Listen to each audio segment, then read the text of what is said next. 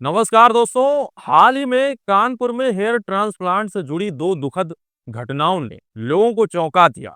नवंबर 2024 में 32 वर्षीय मयंक कटियार और मार्च 2025 में 37 वर्षीय विनीत कुमार दुबे की मौत ने इस प्रक्रिया की सुरक्षा पर सवाल उठाए हैं।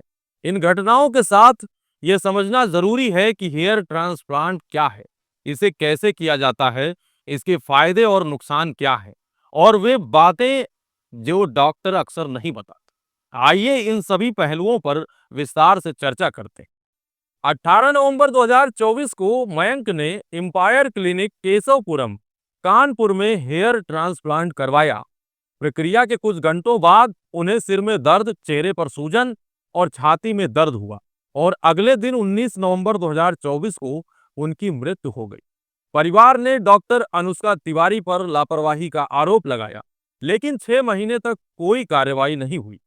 13 मार्च 2025 को विनीत ने भी उसी क्लिनिक में हेयर ट्रांसप्लांट करवाया, लेकिन 14 मार्च को उनके चेहरे पर सूजन आई और 15 मार्च को उनकी भी मृत्यु हो गई। हमने हमारे इसी चैनल पर विनीत दुबे के केस पर वीडियो बनाया है, लिंक डिस्क्रिप्शन बॉक्स में है, आप वहां देख सकते हैं। उनकी पत्नी जया त्रिपाठी ने पुलिस में शिकायत दर्ज कराई और डॉक्टर अनुष्का तिवारी के खिलाफ मामला दर्ज हुआ, जो वर्तमान में फरार है।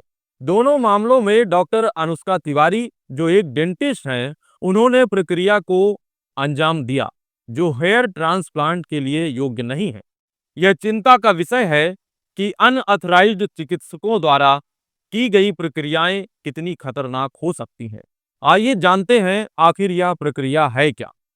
हेयर ट्रांसप्लांट एक सर्जिकल प्रक्रिया है जिसमें सिर के पीछे या किनारों से स्वस्थ बालों के रोम को निकालकर गंजे या पतले क्षेत्र में प्रत्यारोपित किया जाता है। यह मुख्य रूप से पुरुष पैटर्न गंजापन, एंड्रोजेनेटिक एलोपीसिया या अन्य बालों के झड़ने की समस्याओं के लिए उपयोग किया जाता है। इस प्रक्रिया की मुख्य दो तकनीकें होती हैं।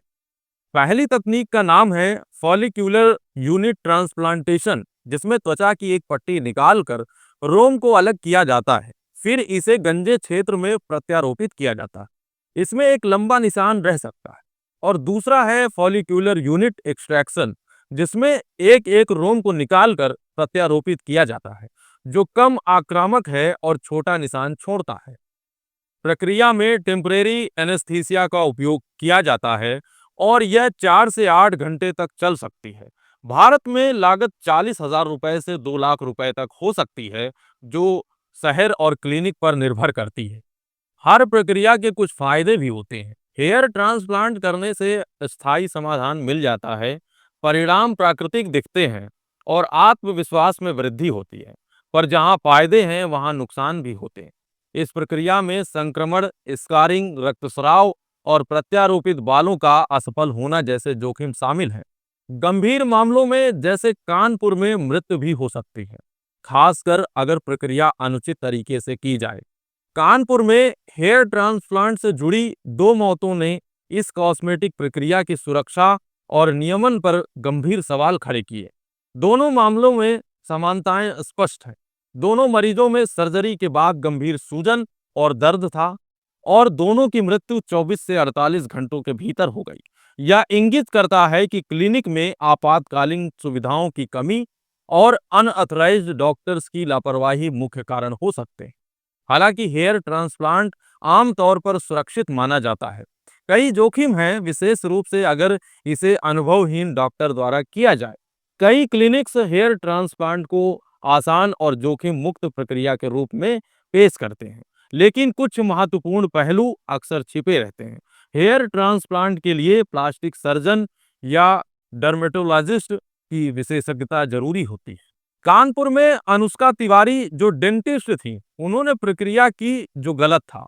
सस्ते पैकेज 40,000 से 50,000 रुपए आकर्षक हो सकते हैं, लेकिन अनुभवहीन स्टाफ और अस्वच्छ परिस्थितियां जोखिम बढ़ाती हैं।